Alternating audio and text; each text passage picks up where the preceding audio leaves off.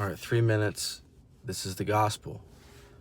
We live in a condemned world. When Noah went onto the ark, the world was condemned because the thoughts of men's hearts was evil continuously. And God, it repented him that he even created mankind. So he condemned the world, but he saw grace found Noah. And he gave Noah instruction to build the ark, and Noah obeyed and built the ark.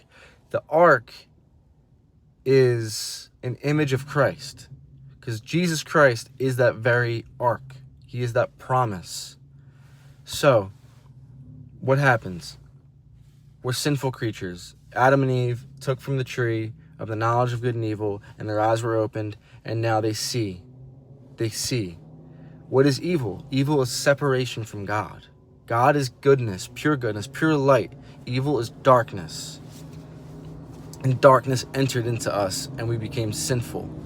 And we needed the grace of God, because our own righteousness is not true righteousness. And that's what people are living off of nowadays. That's what people go to these different denominations, these different, like, they go to these different practices, these different traditions to make themselves feel righteous. But our righteousness is but filthy rags to the Lord. And he has a perfect law, and we've broken it. We may not have lived under the law of the Israelites, but God's perfect law is God's perfect law. He's from everlasting to everlasting. He knows what's right because this is his creation. He is the creator. We're the created. And people have taken on other gods, have had things that they've bowed to as idols. They have taken his name in vain. They have not kept the Sabbath day or the rest. They have dishonored their mother and their father. I have too.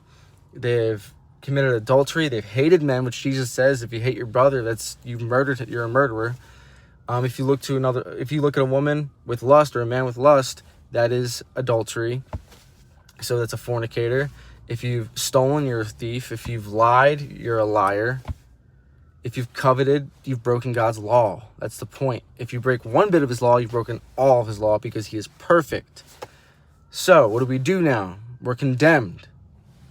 For whosoever believes in the only begotten Son of God, they shall never perish, but have everlasting life. For God so loved the world, he gave his only begotten Son, that whosoever believes in him shall not perish, but will have everlasting life.